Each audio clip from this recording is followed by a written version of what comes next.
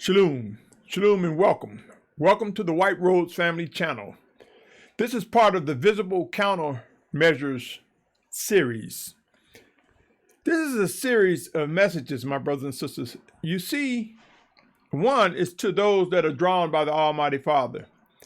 Then two, I want you to understand that during these end times, as uncertainty ramps up, as it swells, as more and more people are uncertain as of what to expect or what is expected of them during these last days, the enemy is putting up countermeasures, measures that mimic or copy or attempt to alter what is true and what we must face as realities as promised by the Almighty Father. Case in point, let me just give you a simple comparison. Love is countered with lust. And many people might think, though the emotions are stirred on both sides of the fence, there's a difference in the spirit, in the actions of one who loves you versus one who lusts after you. Another case in point, and I'm going to go to the far extreme where there are some who may struggle with this. Many people are more so focused on the priority of this third temple being built versus realizing that our bodies are a temple of Yahuah, and collectively our body as a set-apart nation is the temple or vessel of the Almighty Father. Some may disagree. I want to bring your attention in this segment of Visible Countermeasures centered around house and the occupants. House and the occupants. And I will state a case where it is important to understand the dynamics of these two, the importance of how to manage and be managed as it relates to house. And the house that I will present to you, my brothers and sisters, is that face you see in the mirror and the faces of those you see and identify as set-apart brothers and sisters. But before I continue, let me read the following, O Yashar'al.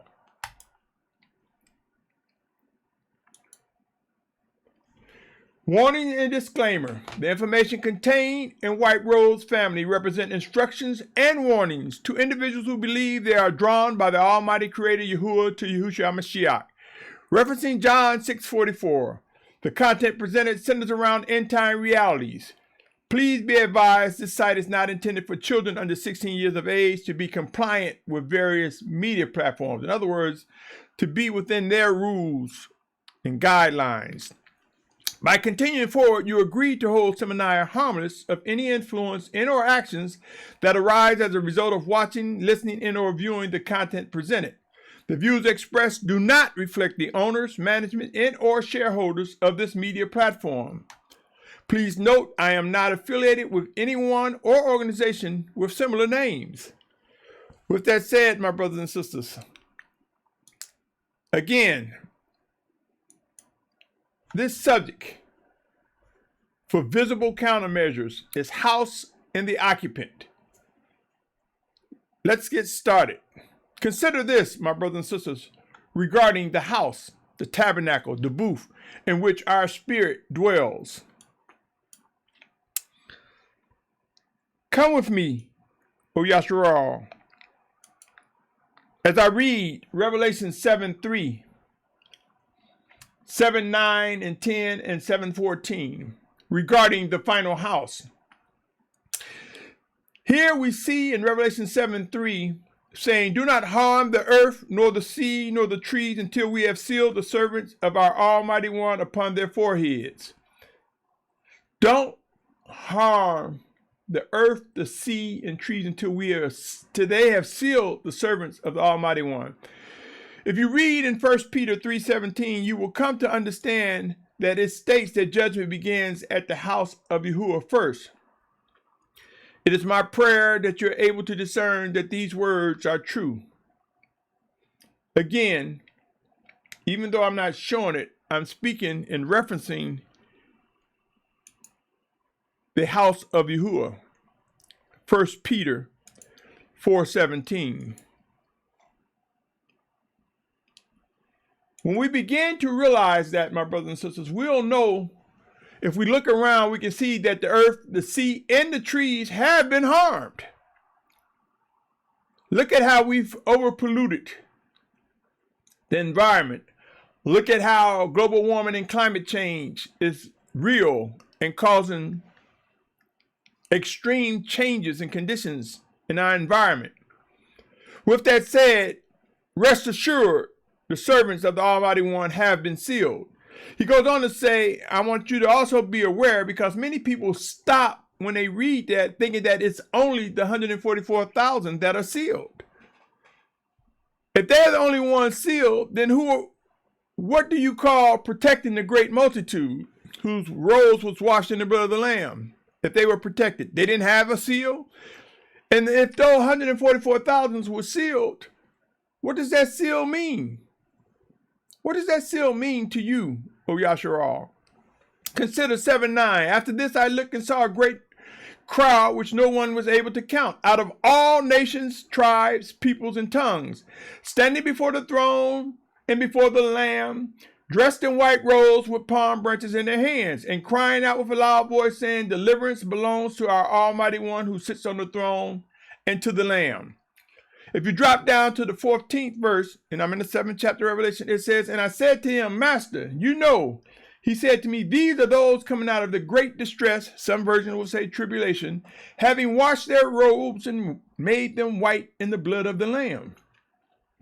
I say to you, Yashar'al, our bodies represent the house of Yahuah. Our body represents the house of the Yahuah. He have came and joined with our spirit. Through Yahusha Mashyach, we are made one with Yahuah. Yahusha Mashyach represents the embodiment of the Almighty Father Yahuah's word manifest in the flesh, in the person of Yahusha, and that Yahuah sent his set-apart spirit, as the scripture states, in Yahusha's name. With that said, let's continue regarding the final house, this house that we have before we find ourselves facing physical death during these end times, or as we await the physical return of Yahusha Mashiach. 1 Corinthians chapter 12, verse 14 through 20. And I'm going to read through 27, and I'll put that slide that continues in a moment. It reads as follows, for indeed the body is not one member, but many.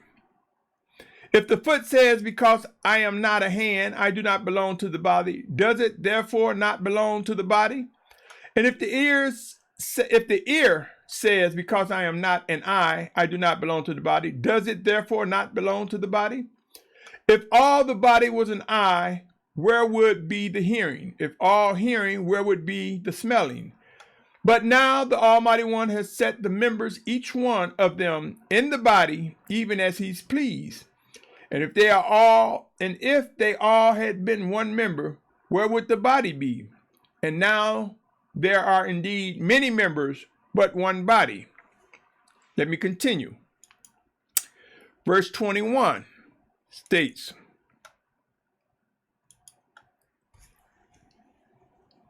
and an eye, I'm in 1 Corinthians 12, now I'm at verse 21 to 27. And an eye is unable to say to the hand, I have no need of you, or again the head to the feet, I have no need of you. But much rather those members of the body which are taught to be weaker are necessary. And to those of the body which we think to be less respected, these we present greater respect. And our unseemly members have greater seemliness. Whereas our seemly members have no need, but the Almighty One blended together the body, having given greater respect to the member which lacks it, that there should be no division in the body, but that the members should have the same concern one for another. And if one member suffers, all the members suffer with it, or if one member is esteemed, all the members rejoice with it. And you are a body of Messiah and members individually.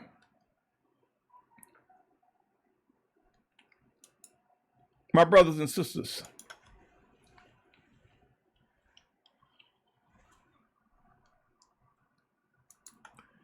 there is much to say about the occupant in this house we know as our earthen vessel. Much to say, my brothers and sisters. The occupant. You know, many of us have no doubt and agree with the words, the Great Awakening. But this is a time I want to reiterate, my brothers and sisters. Though the scriptures do not focus on race and color of your skin as the sole purpose, as we are awakened, many of us are stopping with the joy of identifying that we are the chosen children of Yahuah. And we are so excited in our studies and reading that we fail to recognize that it is Yahuah. We fail to recognize the magnitude of Deuteronomy 8:3, where it said, man does not live by bread alone, but every word that proceeds out of the mouth of the Almighty Father. We fail to recognize that within this house, this body, is the spirit. And that is the most important. Our spirit, our inward man. Why is that important? Because it is our inward man that lives forever. The scriptures tell us that these earthen vessels will return to the earth from which they've come. But our spirit lives forever. Underneath the skin, my brothers and sisters, we all have a spirit. It is either a spirit that is connected to set-apartness through Yahusha Mashyach, or it is a spirit that is dead and face ever damnation. That doesn't mean we ignore nationalities. That doesn't mean we ignore who we are. And some will take the verse when they say we're neither Jew nor Gentile, Hebrew or Greek nor Gentile, Greek nor Hebrew, or Abrahym or Hebrews and Goym. Goym means all other nations. When you see the scriptures talking about Hebrews and Goyms or Hebrews and Gentiles, it's talking about Hebrews, the chosen children of Yahuah, and all others. In our reading, we fail to recognize that even during the times of Mashyach, there were sojourners. There were individuals who were not Hebrews who wanted to adapt to our culture, our way of life, more than anything, serve the same Almighty Father that we serve. They sought to do the will. And there are scriptures that say if they're going to be part of Yashar'al, they had to circumcise their men. They had to do some other things that are ordered and instructed by the scriptures to be sojourners that are grafted with us. So it's time, O Yashar'al, during these end times, you will see whereas the occupant of these earthen vessels, the skin will vary from white to black and anything in between. And what I want you to know, my brothers and sisters, there are some Europeans or Caucasians, or I'm going to say Gentiles, as well as other nations. And it's not all Caucasians, because Hamites are black, but they are not Hebrews. Remember the contrast when Yahushua, Yahuwah's word as Yahusha, when they went into Egypt, those were Hamites.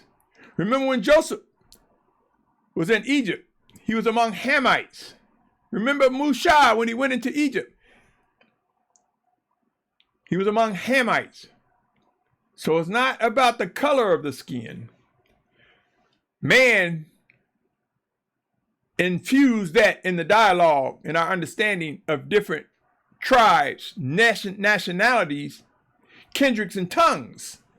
This is the way the scripture brought it about to us, Yashar'al. Nationalities, nations, kindreds, tongues. And I want you to understand this, my brothers and sisters, as end time ramp up, many different nations will come together. Those who seek to do the will of the Almighty Father, we will come together as one. This includes Gentiles as well as Hebrews that's been scattered, or Abrahym that's been scattered across the face of the earth. The occupant. And what I've seen is those who appear to be the most outspoken among Gentiles or among Christians who claim they're following the scriptures. They're having a hard time accepting us as the children of Yahuah. Among those who call themselves Hebrew roots or restored covenant individuals or Nazarene, who are not naturally by nationality Hebrew or Abraham, they're having a hard time accepting and acknowledging us. Understand this, Yashar'al, that will come to be. The world will acknowledge us. Now, will everyone? No. But on a broader scale, we will be acknowledged. We will be released, and we will return to the promised land. The final exodus will come to be. As occupants, my brothers and sisters, if someone is saying, I don't care what color you are, we should, in terms of from a nationality perspective. That must be recognized. But we should not stop there because we're excited we are amongst the children, because even amongst the chosen nationality, there are wicked Hebrews that are not our brothers and sisters. There are wicked Gentiles. Those who are our brothers and sisters grafted in, there are Gentiles who pursue the will of the Almighty Father. Sojourners joined and grafted into the body of Yashar'al, under the banner of Yashar'al. Now, Revelation 7 chapter speaks of the 12 tribes, for that will be fulfilled and confirmed, and we will see an emergence clearly of those who represent the 144,000. But once that is fulfilled, all the set-apart nation of Yashar'al that is physically alive, all the nationalities that are grafted together and made one, will demonstrate unity through Yahusha Mashyach in these final days. So just as we sometimes are hard to accept, quote unquote, the white man or the Gentiles are hard to accept who we are, many of them don't want to acknowledge because of money. They've been into these churches and fellowships and groups, and they are financed by contributors, and they're afraid to acknowledge who we are. But understand this, my brothers and sisters. Yahuah clothed the earth with many different colors, with many different hues. And just as he did that with fruit, vegetables, grain, and other plant life and sea life, so did he do it among us, men, women, and children. Different hues, different colors. And if we truly believe and know that we have everlasting life, it stops at the spirit of man, for that is the individual, that is what will live forever. Again, these earthen vessels, our spirit is the occupant in that house. Let me continue, my brothers. Yashar'al, though many may struggle and don't want to say anything, that's not going to stop the discipline that the Almighty Father promised.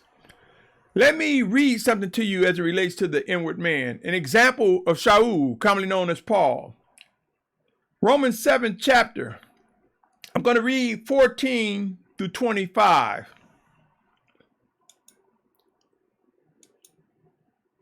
But let me start here with 14 through 20. For we know that the Torah is spiritual. Torah means instructions, my brothers and sisters. Though there are those who think that Torah means just the 5 books of Moses. What do you call the living instructions in the rest of the scriptures? Just because you have labels on that, define the function. They provide instructions. And the Most High don't provide instructions to say, oh, this is something, if you just want to toss it around, you can. He provides instructions for the nurturing of us so that we can grow in maturity and worship and obey him. They are not, all of the instructions are not to be taken lightly. So those who try to put the emphasis on just the first 5 books of Moses, they are in error. If they're trying to say that is the only Torah. Torah is spiritual because the word of Yahuah is spiritual. He goes on to say, but I am fleshly, sold unto sin. For what I work, I know not. For what I wish, that I do practice. But what I hate, that I do. But if I do what I do not wish, I agree with the Torah that it is good. And now it is no longer I that work it, but sin dwelling in me. When he talk about here, this Torah that is good, he's talking about how, see, the way we're raised, the habits and behaviors we garner from the way we are raised, or those that influence, whether it be kids and adults in our neighborhood, our schools, civic organization, churches, sports team, clubs, etc. All the external things around us have influenced how we comprehend things and how we govern ourselves. And those are instructions that came via our eyes or ears or experiencing or watching others do it. These are the Torah of the flesh, the Torah of sin. Notice that Shalum goes on in the 17th verse and say, now it is no longer I that work it, but the sin dwelling in me. See, our brain, it sits in this here house, and it took in and interpret things, even how we read. If you ask people to read scriptures, people interpret things differently. We see that amongst the noise and the confusion as the Almighty Father refines us during these latter days. We see that even when people are looking at a video or looking at a live event, people hear different things, receive different things. A lot of times based on the way they were raised, the way they were trained or educated, their perceptions. Even at times, the way they have become distracted by certain things. Anyway, going on, Shaul said, is sin dwelling in him? For I know that in me, that is my flesh. See, letting you know it's his flesh, dwells no good. Talking about that brain. You see, all of our flesh, our brains, our muscle, our heartbeat, war against the spirit, my brothers and sisters. He goes on to say, for I know in me that is in my flesh dwells no good. For to wish is present with me, but to work the good I do not find. But he goes on to say, for the good that I wish to do, he's talking about the desire of his spirit, I do not do, but the evil I do not wish to do, this I practice. And if I do that which I do not wish, it is no longer I who work it, but the sin dwelling in me. Again, he's talking about dwelling in him. It's talking about that brain, the elements of the body, the flesh. Let me continue. Verse 21. I find therefore this law, that when I wish to do good, that the evil is present with me. He's beginning to identify his inward man.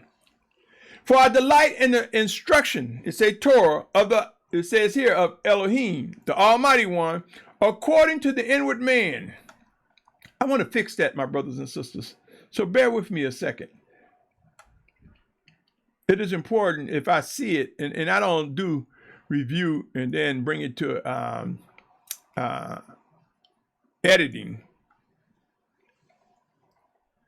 So I will ask your patience just for a moment, my brothers and sisters, as I make this correction.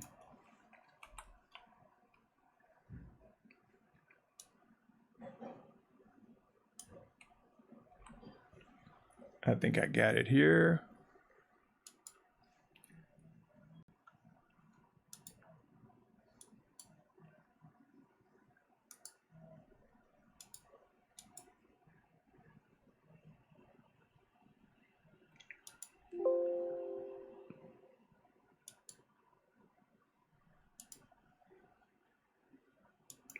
Let's see if I got that correction here.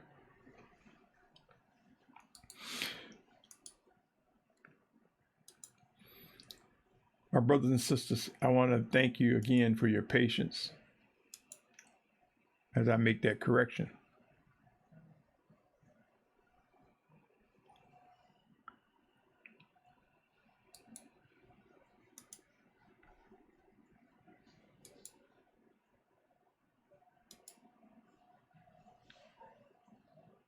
Bear with me. Almost done here.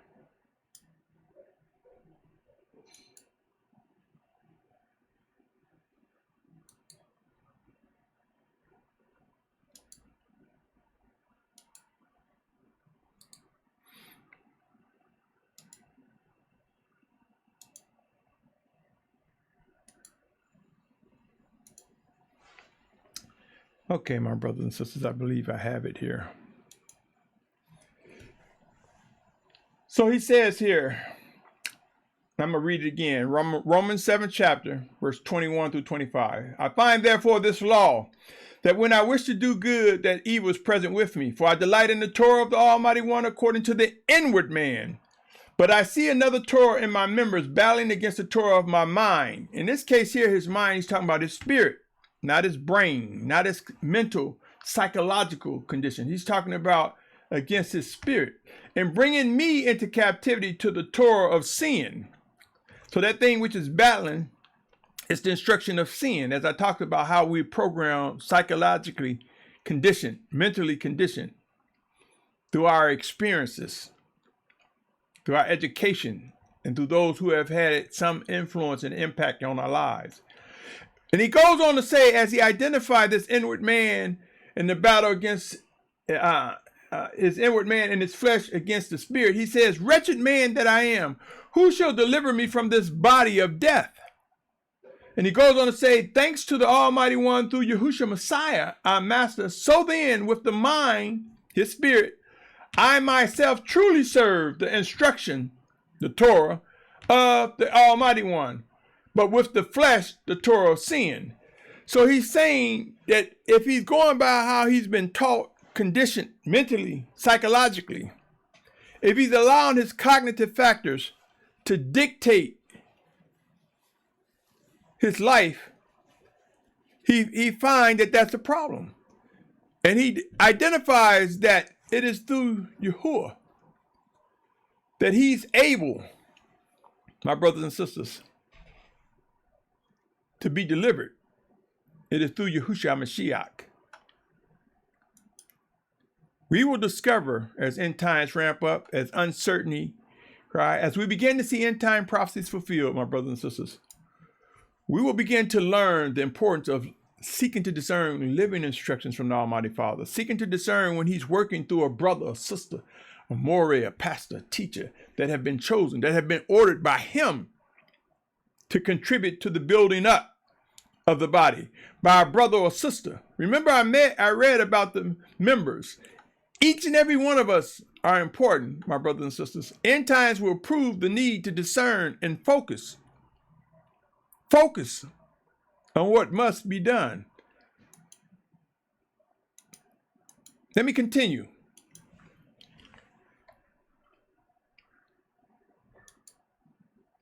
My brothers and sisters, come with me as I speak of focus to Proverbs 4:23 through 27. I spoke of it before. I will speak of it again to reinforce and for those who are tuning in for the first time.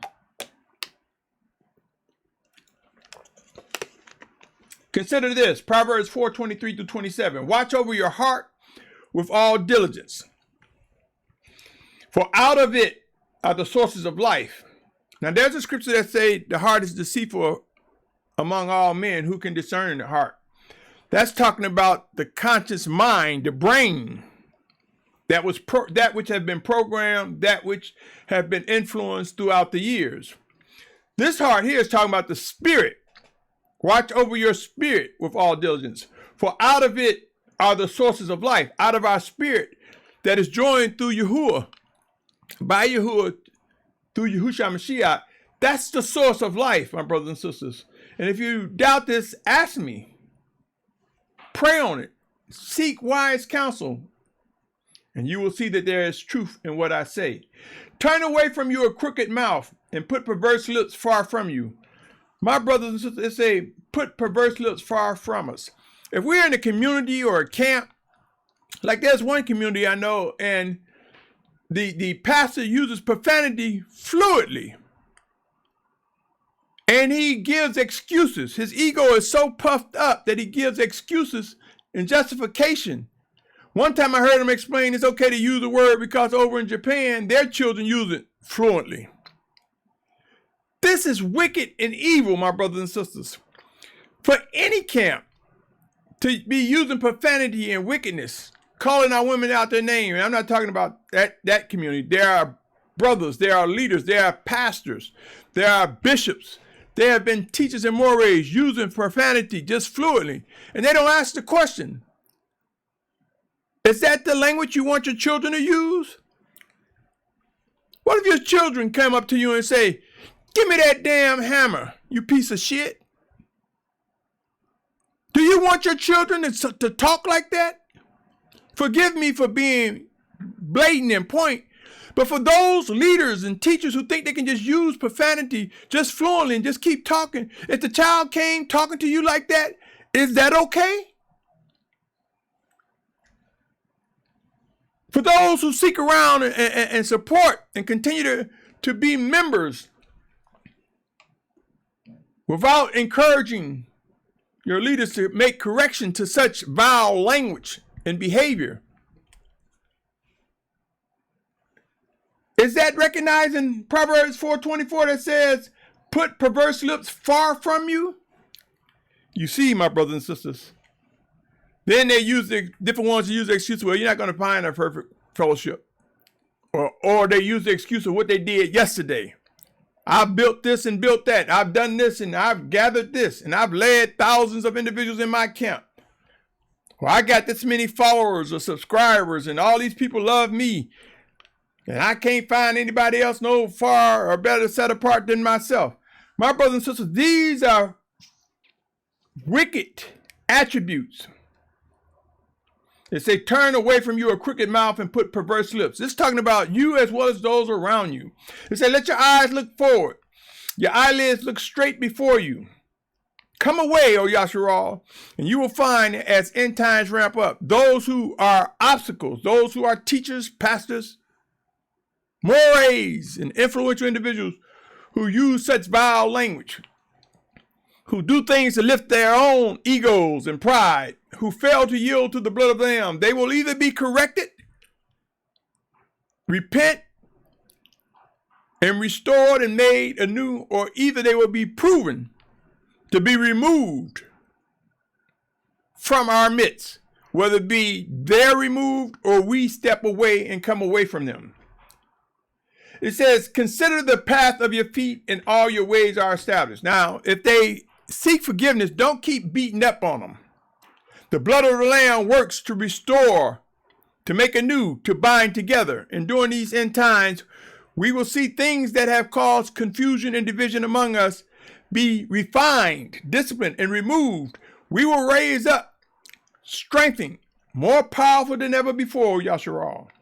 It said, do not turn to the right or to the left. Turn your foot away from evil. So don't follow some black and white rules saying go left, go right, or as they do in the United States, talking about this person's going to the left and going to the right.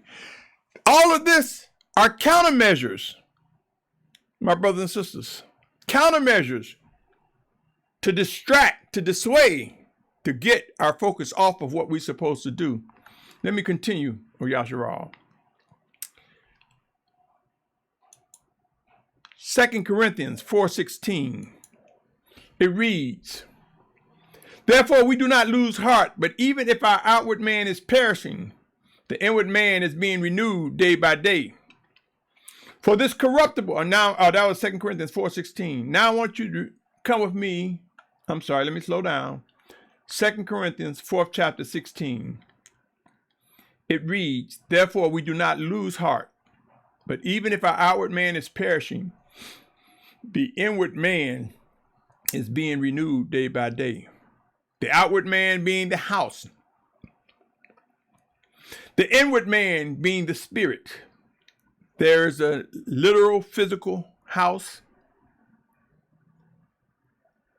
that can be defined as our bodies or the structure in which we live. My brothers and sisters,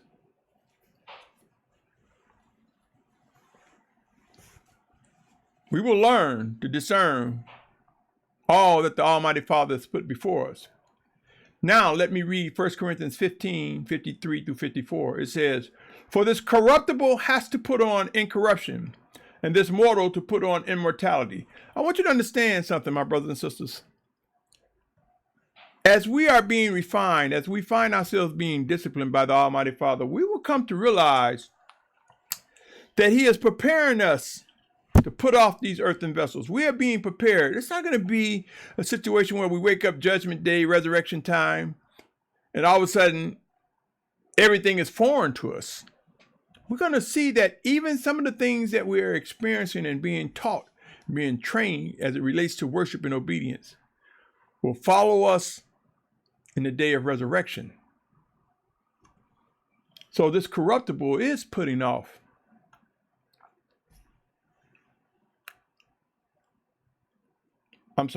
This corruption will put on incorruption, but we know this corruptible body. In other words, with the corruptible putting on incorruption, that means our body have that spirit, which is incorruption.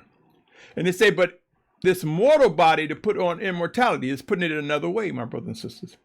And it goes on to say, and when this corruptible has put on incorruption and this mortal has put on immortality, recognizing the body versus the spirit, then shall come to be the word that has been written, death is swallowed up in overcoming. You see, my brothers and sisters, as we begin to recognize the power and might of the Almighty Father, if we begin to see end times ramp up, the reality of things that have been promised,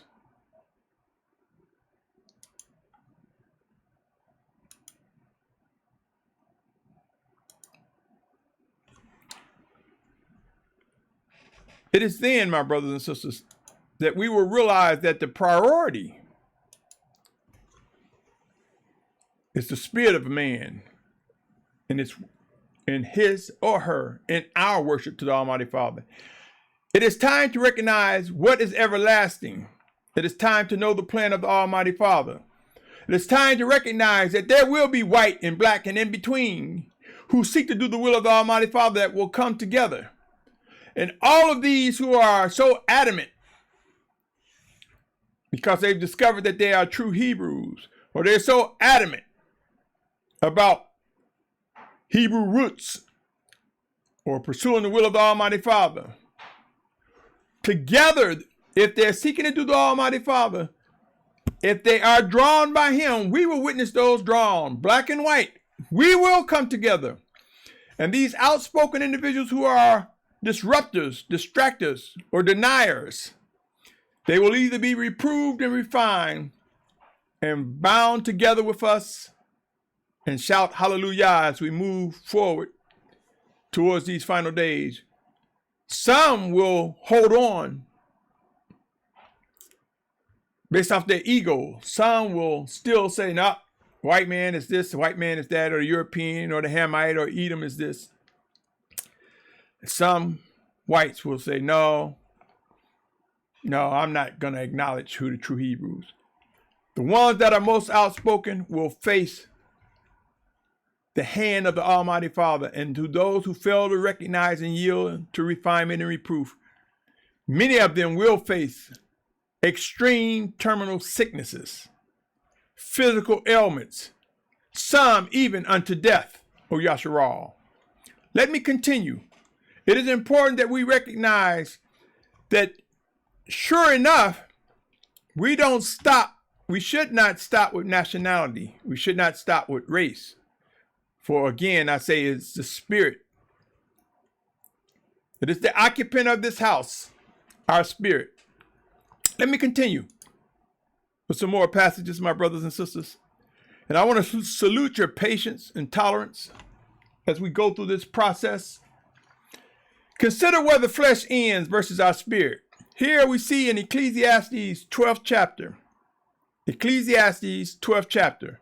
verse 6 through 8 says, remember him before the silver cord is loose, or the golden bowl is broken, or the jar shattered at the fountain, or the wheel broken at the well, and the dust returns to the earth as it was, and the spirit returns to the Almighty One who gave it.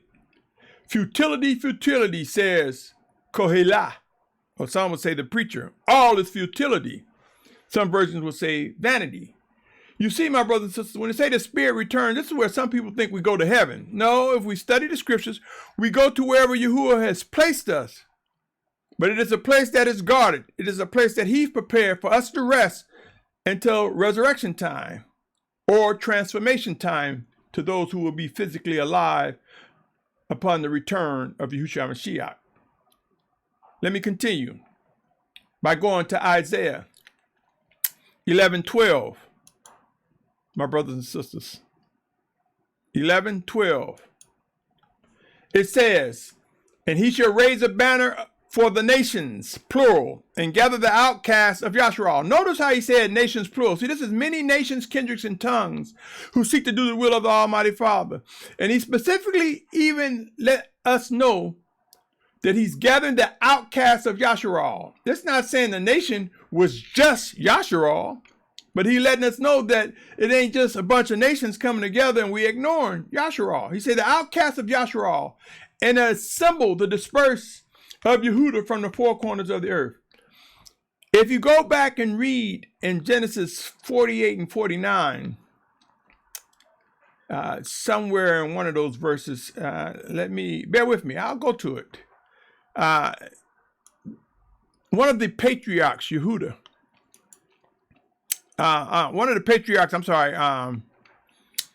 Yashar'al. He was Yaakov, and his name was changed to Yashar'al. Commonly known by those, he was Jacob, name changed to Israel. I believe it's the 49th chapter. Yes, it is. If you go to the 49th chapter, we see that the father, Yaakov, was speaking on his sons. And he said in verse 49, gather together and hear, you sons of Yaakov, and listen to Yashar'al, your father. So he lets them know the name he had at first and the name that's changed. And he began to talk about each son. He talks about Reuben.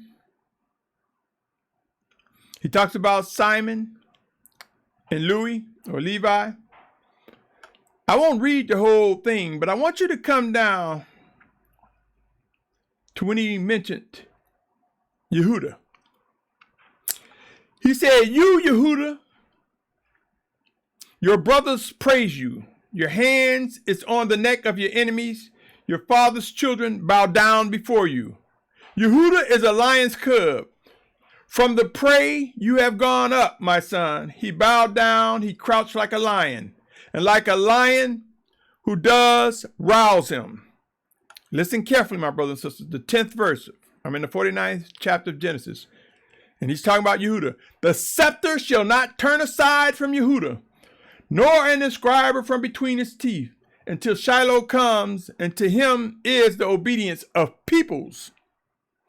Binding his donkey to the vine, and his donkey's coat to the choice vine. He washed his garments in wine, and his robes in the blood of grapes. His eyes are darker than wine, and his teeth whiter than milk. I want to bring your attention when it talks about Yahudah has the scepter, my brothers and sisters. The scepter. We will see during these end times that the tribe of Yahudah will be the lead tribe in the gathering together of Yashar'al. Let me go on to read. That was Isaiah 11:12, what I read about the gathering from the four corners of the earth. Let me go on to read Isaiah 43, 5 through 7. Do not fear, for I am with you. I shall bring your seed from the east and gather you from the west. I shall say to the north, give them up. To the south, do not keep them back. Bring my sons from afar, my daughters from the ends of the earth. All those who are called by my name, whom I have created, formed, and even made for my esteem. You see, people are giving individuals a false hope, thinking that before the physical return of Yahusha, that we all are going to be gathered. All the set-apart children of Yahuah is going to be gathered. No, my brothers and sisters, because keep in mind, it speaks of martyrs for Yahusha's name. It speaks of those that will die for Yahusha's name. And there are those who have died before the physical return. There are those that are dying now. Keep in mind that the scriptures talk about he reigned on the just and the unjust. So it's not everyone. But there are those whose spirit will stir within them, and they will grow to realize that they are receiving instructions to prepare for that journey that will be described as the final Exodus. I want you to also remember in Matthew, my brothers and sisters, the 24th chapter, it says here, Matthew 24, 4-8, and Yahusha answered and said to him, take heed that no one leads you astray. For many shall come in my name, saying, I am the Messiah, and they shall, not might, they shall lead many astray. Keep in mind, there are brothers and sisters on milk. There are brothers and sisters who have been deceived by some of these community pastors, leaders, mores, preachers, priests, that fail to yield and obey the living word of the Almighty Father. Sure, there are obedient pastors, priests, and mores. Sure, there are set-apart ones. And we will recognize those that are refined by the Almighty Father, those that are disciplined by the Almighty Father, versus those who will be removed. It says, shall lead many astray. So it's gonna happen, my brothers and sisters. It goes on to say, and you shall begin to hear of fightings and reports of fighting. See that you are not troubled, for these have to take place, but the end is not yet. For nation shall rise against nation, reign against reign, and there shall be scarcities of food and deadly diseases and earthquakes in places. And all these are the beginning of birth pains. Look around, my brothers and sisters. Look around, and you will see end times are ramping up.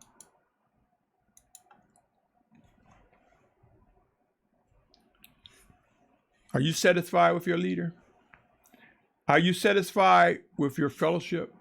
Even if it's just with one. Are you satisfied with just surfing the internet and engaging in any and everything? Are you satisfied with those who keep telling you what the conspiracy theories say, or what the Illuminati is going to do to us, or what the Club of Rome was going to do? Are you satisfied with those that are telling you what they're going to do and what they're planning and the wickedness that's going on? Are they spending? Are you spending? Are we spending more time worried about the outer court, the wicked ones? It's time, O Yashar'al, to begin to focus. Focus, my brothers and sisters. Focus on what is expected of you. Focus on what is expected of us. Focus on the set-apart, disciplining actions and instructions, the living Torah of the Almighty Father Yahuah through Yahusha Mashyach. Focus on discerning the life in the scriptures, my brothers and sisters. And all that is about to happen, we will discover, just as Noah had instructions on what to do in terms of building the ark, loading the ark, managing the ark, obeying the Almighty Father, so as Moses had instructions, just like in the day of Noah where he received instructions and he followed them, so will we witness instructions, plans coming together. Individuals gradually leaving these compromising community camps and fellowships, identifying those who are sincere, or moving to these camps, fellowships, and groups that are being refined or led by those who are truly servants of the Almighty Father that works towards the building up of the body of Yashar'al. Pray and watch. There are plans that will merge with other plans. There are plans that will join hand in hand, and together we will witness a rise of the 144,000 in great multitude. Living instructions. Let us be focused, my brothers and sisters. As I come to an end, I want you to know, Yashar'al, there's a plan, and you see me put up this slide often. Are you satisfied with your current condition? Is there a group of team leaders, elders, counselors that you can go to, that you know that they've been vetted, examined, proven to be chosen leaders, teachers, pastors of the Almighty Father? Or are you satisfied with compromising conditions, wicked conditions, actions that are not becoming, actions that are ill towards setting examples to our children? Do you not desire to see sinners, whether it be virtual or physical, where you can go for information and resources that relates to your practical and natural life, your survival, that relates to the coming together of Yashar'al. Watch as end times ramp up, as evictions and foreclosures ramp up, as forced migrations ramp up, as questions enlarge among us. We will seek answers, my brothers and sisters, and there will be answers proven to exist. What are we doing, O Yashar'al? Have we received favor and we've come with skill sets, whether it be to do hair versus cook, whether it be to growing food or building structures, whether it be to guarding and protecting our families, our household, our camps, our communities, whether it be to teaching our children or teaching the unlearned things that the Almighty Father have brought together as skill sets and requirements for building a set-apart nation as one. Can you identify mentors that are specifically teaching specific tasks? Are the different skill sets, the many different tasks that I haven't even begun to scratch the surface, are they being recognized by community heads, by pastors that are leaders, mores, teachers? Are they acknowledging every element, every component that is set apart and ordered by the Almighty Father? And if you believe a final exodus, do you believe everybody will just intermittently or piece by piece go back to the promised land? Is that what occurred during the days of Mashyach? Even with Noah, did he send his children away one at a time? Even with Lot, did he just leave and then they came back for his wife and children? I say to you, my brothers and sisters, there will be a gathering, and where Yashar'al is scattered across the face of the earth, if that gathering is to the promised land, my brothers and sisters, that means movement, of which I believe there will be. So if there is movement, that must mean there will be exit points. And for the Western Hemisphere, I state often, and I am compelled to believe, that the land commonly known as the Commonwealth of Virginia. To those who don't know, they would say the state of Virginia. I believe here we will witness the exit point where we will come together in mass, those on the Western Hemisphere, before crossing the ocean, heading to the promised land. And I believe the Almighty Father showed me many details of how this is going to come to be. Are you hearing answers? Did Noah build an ark and tell his children, I'm just nailing wood, I'll tell you what it's going to be at the end? No, my brothers and sisters. Just like in the days of Noah, there was vision, there were instructions, there were communication. And as you begin to migrate, it's going to take time going from one place to the next, my brothers and sisters. There'll be times when you're tired, you want to rest, you need more fuel, maybe need more food. Wouldn't you desire to identify, if I'm being ordered to transition, do I go straight to that exit point? And I've spoken of Yashar'al in other countries, that you will find that there will be leaders that will direct, that the Spirit of the Almighty Father, and there will be messengers sent by the Almighty Father, messengers commonly known as angels, sent by the Almighty Father to direct you to the outermost border before you start crossing other boundaries heading for the promised land. But Yahudah will start it. Yahudah holds the scepter. Pray and watch. Yahudah will be as the tip of a sword. My brothers and sisters, can you identify safe zones as you begin to migrate, or if you were to begin to migrate? Is there living guidance and support for completing your journey? Seek to discern, my brothers and sisters. Are there individuals giving you answers, or are they just saying, don't worry about it, Yah take care of you? If Yah is taking care of you, which I believe he will, we must begin to discern. Is it directly in spirit, or through his spirit working through another? Do you have guidance for this set-apart life, which I believe is the inner court? Do you have any instructions as it relates to waiting for Yahusha Mashyach's return? Yashar'al, O Yashar'al, There are plans. Seek to discern and identify them and move on them. Examine, vet, ask questions, seek to discern and be prepared to act, O Yashar'al. The time is now. What say you, my brothers and sisters? If I'm saying anything that resembles life, I ask you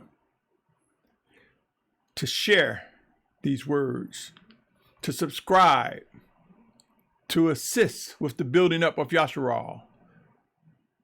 By subscribing, my brothers and sisters, it helps get the word out. So as it comes to you, you share it. But you pray, O Yashar'al. My confidence is in Isaiah 55, 10 and 11, knowing that any word from the Almighty Father will not return empty or void. It's going to do what it's set out to do. And if you are one who are hearing it, you assume the responsibility. If you identify this to be set apart, you are now held accountable for what you do with these words if you confirm them to be life. My instructions to you is to share it with others. It brings about a furtherance of words of life among the body of Yashar'al. But pray and watch. With each responsibility we are entrusted with by the Almighty Father, He will refine us. He will discipline us. He will bring us to where we need to be. As for your support, contribute. Consider contributing or investing, whether it be resources or supplies, talents and skills, or financial. And if you're not one who believe all of this to be true, my brothers and sisters, consider being a sponsor. One who may just say, well, I'll support the cause. It sounds good. Because see, there are many people with finances that may not believe or may not want to join in, but they can contribute towards the supporting of something phenomenal that is to unfold. I set up a Cash App, White Rose Family, my brothers and sisters. If you want to contribute financially, if you want to contribute in many other ways, O Yashar'al, email me. Let's talk. Let's be as iron sharpen iron.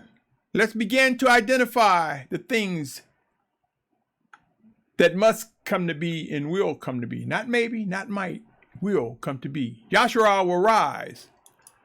Yashar'al, my brothers and sisters, visible countermeasures, house and the occupant. Are you focusing on just a physical structure?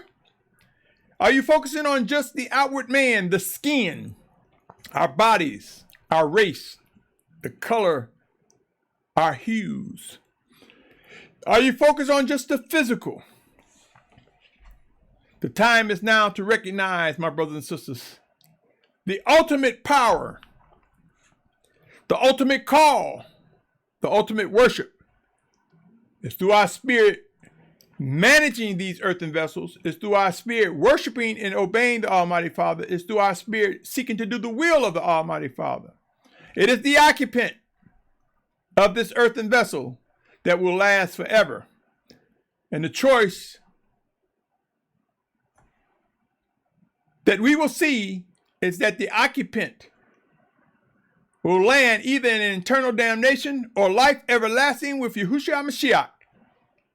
To you, O Yashar'al, I say, behold the power and might of the Almighty Father.